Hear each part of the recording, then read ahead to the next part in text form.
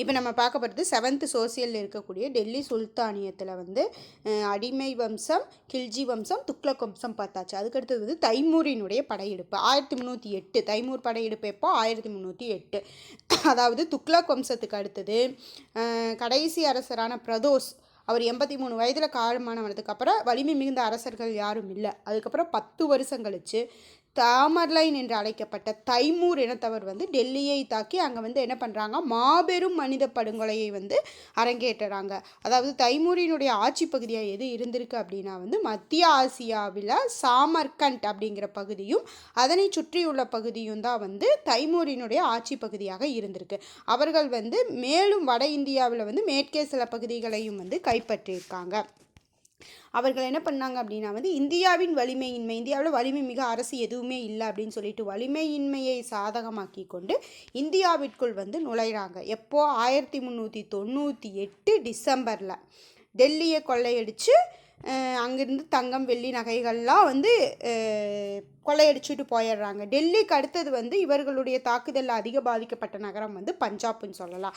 கொள்ளையடித்து சென்றதுக்கப்புறம் சாமர்கண்ட், அதாவது அவங்களுடைய ஆட்சி பகுதிக்கு வந்து அங்கே நினைவு சின்னங்களை கட்டுறதுக்காக வந்து இந்திய கைவினைஞர்களான தச்சு கலைஞர்கள், கட்டிட கலைஞர்களையும் வந்து தன்னுடனே வந்து தைமூர் வந்து அழைத்து செல்கிறாங்க. இந்த தைமூர் இனத்தவர் வந்து அவங்க மட்டும்தான் அவங்களுடைய ஆட்சி பகுதிக்கு போவாங்க. அவர்கள் சார்பாக வந்து ஆட்சி செய்யறதுக்கு ஒரு ஆட்சியாளர் நியமிப்பாங்க. அவங்க தான் வந்து சையது அரச வம்சம். 1414 1451 வரைக்கும் அவர்களுடைய ஆட்சி இருந்தது. டெல்லி வந்து பல சுதந்திர அரசாக சிதறுண்ட போதிலும் முகலாயர் படையெடுப்பு வரையுமே வந்து 114 ஆண்டுகள் வந்து டெல்லி சுல்தானியரினுடைய கையில் தான் வந்து இருந்திருக்கு. தைமூர் கைப்பற்றிய பகுதியான டெல்லி, மீரட், பஞ்சாப் இந்த பகுதிகளுக்கெல்லாம் வந்து கிசிர்கான் அப்படிங்கிற ஒருத்தரை தைமூரினுடைய பிரதிநிதி ஒருத்தர் கிசிர்கான் அப்படிங்கிறவங்க ஆளுநராக நியமிச்சுட்டு தான் அவங்க வந்து போவாங்க. 1414 வந்து சையது அரசு வம்சத்தை வந்து தோற்றுவித்தவர் இவர் தான் கிசிர்கான். அப்போ சையது அரசு வம்சம் தோன்ற காரணமானவர் கிசிர்கான். 1451 வரை வந்து அந்த சையது அரசு வம்சம் நீடித்தது. இந்த சையது அரசு வம்சத்தின் கடைசி சுல்தான் யார் அப்படின்னா அலாவுதீன் ஆலம் ஷா. இவரும் வந்து எதனால் அப்படின்னா கடைசி வம்சம் சொல்கிறாங்க, அவங்க 1451 தன்னுடைய பதவியைத்தான் வந்து ராஜினாமா பண்ணுவாங்க, துறந்துருவாங்க. அப்போ தோற்றுவித்தவர் கிசிர்கான். கடைசி வம்சம் அலாவுதீன் ஆலம் ஷா. அதுக்கப்புறம் வந்து சிர்ஹிந்த் அப்படிங்கிறவங்க யார் அப்படின்னா வந்து இந்த பஞ்சாபினுடைய ஆளுநராக இருந்தவங்க. அவங்க தான் வந்து பஹலூல் லோடி சிர்ஹிந்த் கான்கிறது பஞ்சாபினுடைய ஆளுநராக இருந்தவர். அவர் தான் வந்து பஹலூல் லோடிக்கு வந்து டெல்லி சுல்தான் ஆகிற வாய்ப்பை வந்து ஏற்படுத்தி கொடுத்துருப்பாரு. லோடி அரசு வம்சத்தை தோற்றுவித்தவர் பஹலூல் லோடி.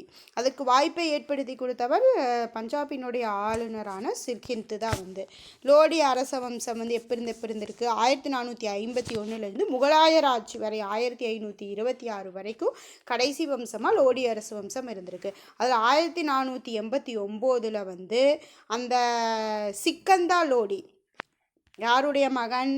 பஹலூல் லோடியினுடைய மகன் சிக்கந்தா லோடி வந்து சுல்தானாக பொறுப்பேற்கிறார் 1489.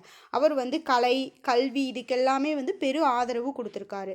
இவர் வந்து ஆக்ராவை வந்து நிர்மாணித்து தலைநகராக்குறார் இவங்களுடைய ஆட்சிக்கு. 1517 மரணம் அடைந்ததுக்கப்புறம் அவர்களுடைய மகனான இப்ராஹிம் லோடி வந்து இப்ராஹிம் லோடி பதவியில் இருக்கிறப்ப வந்து பாபர், முகலாய பேரரசரான பாபர் வந்து 1526 வந்து பானிபட் போர் நடக்குது. 1526 முதல் பானிபட் போரில் வந்து இப்ராஹிம் லோடியை வந்து பாபர் தோற்கடித்து முகலாய பேரரசை வந்து நிறுவுறாரு. லோடி வம்சம் ப்ளஸ் டெல்லி சுல்தானியத்திற்கு முற்றுப்புள்ளி வைத்து பாபர் முகலாய பேரரசை வந்து நிறுவிடுவார். நெக்ஸ்ட் வந்து முகலாய பேரரசு வரும்.